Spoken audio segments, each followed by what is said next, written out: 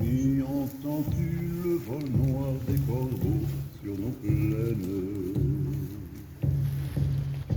Ami, entends-tu les cris sourds du pays qu'on enchaîne? Et partisans, ouvriers et paysans, c'est l'alarme. Ce soir, l'ennemi connaîtra le prix du sang et des larmes. Montez de la mine, descendez des collines, camarades. Sortez de la paille les fusils, la mitraille, les grenades. Oh, et les tueurs à la balle ou au couteau, tuez vite.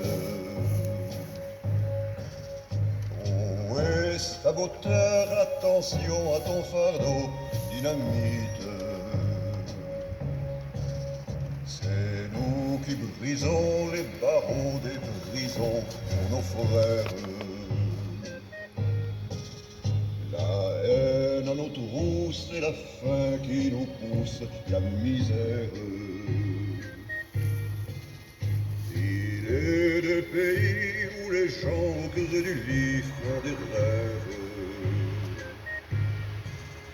Ici, nous vois-tu, nous on marche et nous on tue, nous on crève.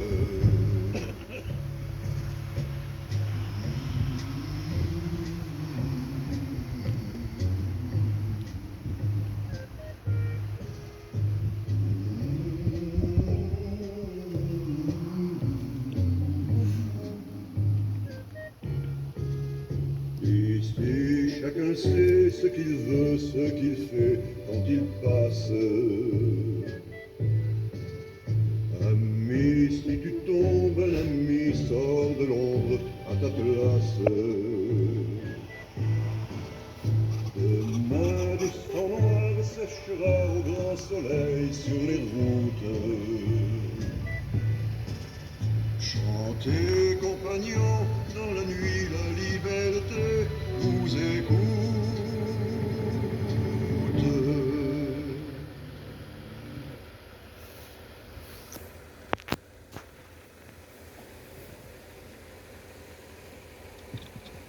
Messieurs les maires, mesdames et messieurs les élus, mesdames et messieurs les représentants des associations patriotiques, monsieur Bernard, madame Bernard, mesdames et messieurs, chers amis, bonjour et merci d'être à nouveau nombreux présents à cette commémoration. Nous sommes ici réunis pour rendre hommage et honorer la mémoire de Roger Bernard, jeune imprimeur pertuisien, poète et résistant, abattu ici même le 22 juin 1944. En 1943, le jeune Roger, réfractaire au STO, décide de se lever contre l'oppression et la tyrannie. Avec un courage indéfectible et une détermination sans faille, il rejoint les rangs de la résistance. Il entre alors dans le groupe de René Char, dit le capitaine Alexandre. Basé à Céreste comme agent de liaison, il fut ensuite chargé de la protection et du ravitaillement de l'opérateur radio Jean Soupiron, membre de la mission Armand Jean, venu d'Alger, et arrivé fin avril 1944 pour effectuer des relevés météorologiques indispensables pour le débarquement en Méditerranée. En ce 22 juin 1944, Roger Bernard fut envoyé en mission à Céreste avec un message pour René Char. C'est ce jour-là qu'il est arrêté par les Allemands. Il a le temps d'avaler le message dont il était porteur, mais le pistolet américain Colt qu'il a sur lui le désigne tout de suite comme résistant. Interrogé, il ne répondra à aucune question. Mais alors qu'il était en transit vers notre poste de police, les Allemands s'arrêtent tout près d'ici et, faisant mine de le laisser partir, l'abattent lâchement en le fusillant dans le dos. Son corps sera laissé ici avec ordre de ne pas y toucher pour tenter d'arrêter d'éventuels compagnons de résistance qui seraient venus près de lui. Horrible stratagème. Aujourd'hui, 80 ans jour pour jour plus tard, nous sommes donc réunis ici pour honorer et nous souvenir qu'en ce 22 juin 1944, la France a perdu un homme, un résistant, un poète, mais aussi un jeune père de famille qui est parti ce jour-là. Son fils Alain et sa petite fille Béatrix sont ici avec nous et je crois que Béatrix aura quelques mots à nous transmettre tout à l'heure. Avant de vous céder le micro, je profite de cette prise de parole pour vous annoncer que prochainement, ce lieu de mémoire sera mis à l'honneur dans le cadre d'un sentier de la mémoire. Ce sentier fait partie des projets portés par l'ONAC dans le cadre du 80e anniversaire de la Libération. Et le réseau de résistance du capitaine Alexandre va être mis à l'honneur. Et il était donc évident que Roger Bernard et que ce lieu avaient toute leur place dans cette itinérance mémorielle. Je vous remercie et je vais céder la parole à Madame Bernard.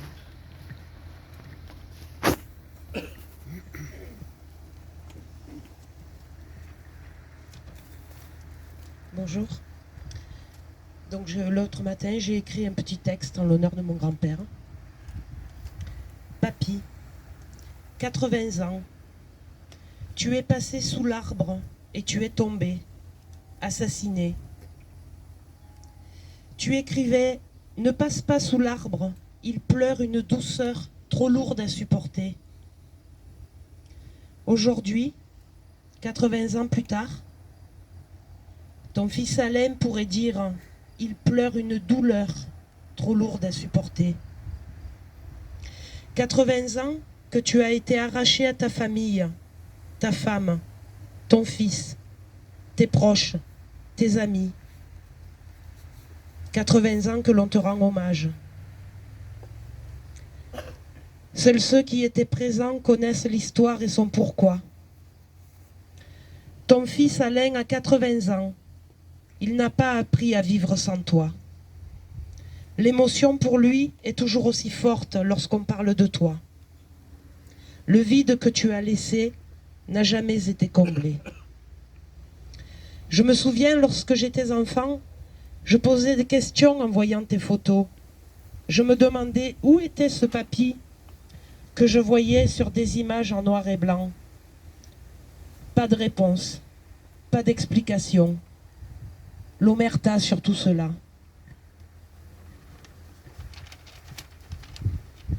Juste, il est mort à la guerre. Il en a fallu du temps pour que certaines paroles se libèrent. Mais que s'est-il véritablement passé? Toi seul le sais. Concernant cette période de ta vie, le silence nous a longtemps accompagnés. Et je tenais à remercier pas mal de personnes, notamment Julia et Séverine, qui ont créé une marche en ton souvenir et que nous avons partagée avec des élèves de différentes sections. Une jolie révélation d'entendre les mots des enfants, des ados te concernant. Merci à Renaud et Moni qui a créé un film d'animation en peinture animée qui illustre le poème Nuit de la Terre, où il relate tes dernières heures de ta vie de résistant. Merci aux différentes mairies de célébrer cette commémoration depuis tout ce temps. Merci aux porte-drapeaux, aux anciens combattants, aux différentes associations, à l'équipe technique, à la gendarmerie et à tous ceux qui sont présents. Un merci tout particulier à la famille Roux qui a caché Papy et qui a pris des risques pour lui.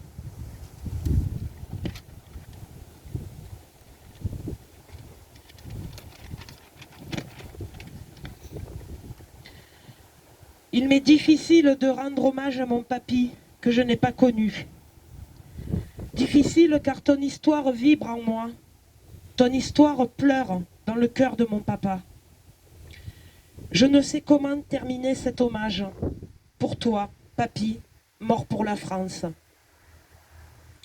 Juste te dire que je porte ton gilet. Que papa garde précieusement tes écrits, tes lunettes, ce qu'il reste de toi. Sur ta tombe à Pertuis, ces quelques mots sont inscrits. Aujourd'hui, unis dans la mort, leur vie légendaire commence. Merci, papy. Et je vais vous lire aussi un document qu'on a retrouvé dans un livre qui a été écrit par ma grand-mère, donc l'épouse de Roger Bernard. Elle écrit au crayon de papier. Je suis allée voir Roger pour la dernière fois le samedi 17 juin 1944. Je l'ai vu au car à Céreste. Avons dîné chez Alex, donc Alex René Char. Puis parti. Suis revenu à Pertuis le 19 juin. Roger a été tué le 22 juin, jeudi. Suis allé le voir à l'hôpital samedi 24, jour de la Saint-Jean. On l'a enterré le même jour. On a appris sa mort vendredi 23 à midi. Dans une de ses lettres, Roger m'avait dit « J'ai réfléchi, je te donne tous mes manuscrits. » Merci beaucoup. Merci. Nous allons maintenant procéder au dépôt des gerbes. Je vais appeler la mairie de Céreste.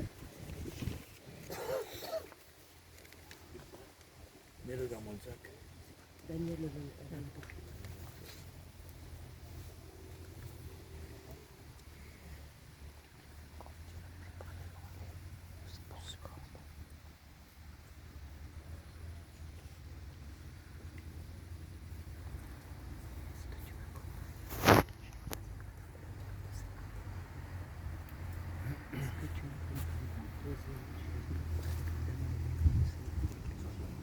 Je peux pas me baisser, tu vois. Mais tu restes debout, mais tu te mets devant. Si tu veux.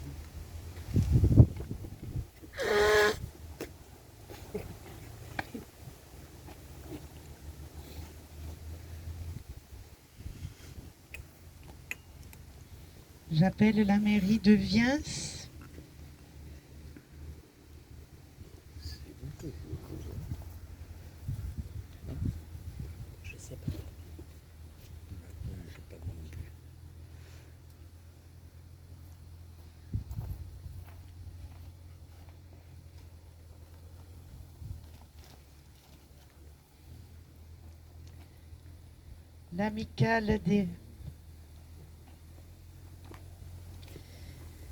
L'amicale des résistants du secteur d'Apt.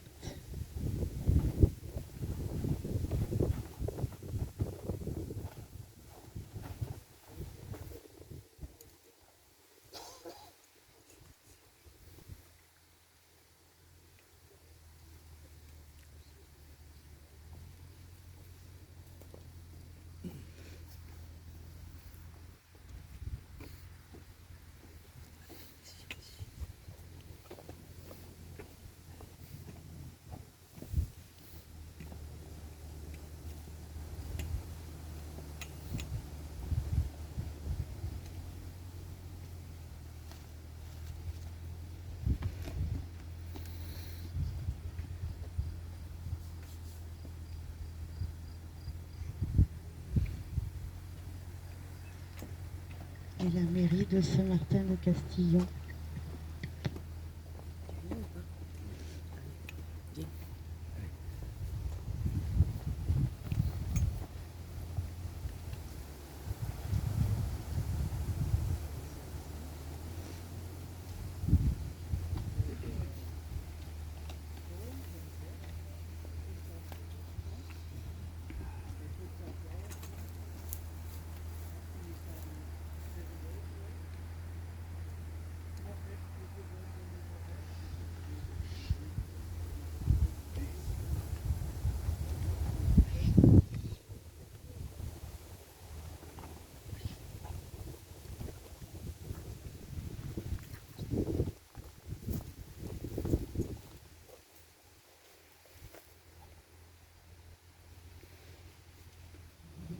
Aux morts.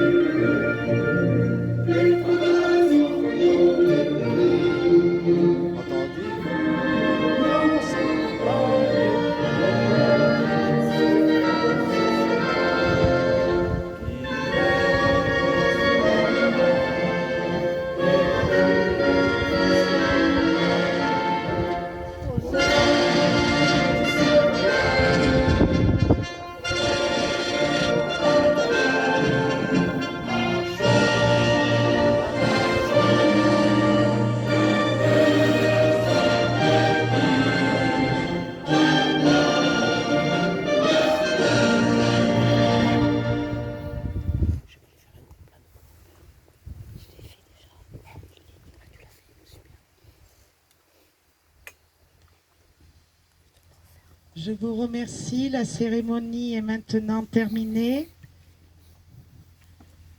Avec M. Baumel, j'invite les porte-drapeaux à venir faire la traditionnelle photo. Et puis, vous êtes tous conviés à prendre un verre de l'amitié à la chapelle Saint-Féréol. Alors, j'imagine que tout le monde connaît Aviens, mais vous suivez cette route-là et vous y tombez dessus. Ah d'accord.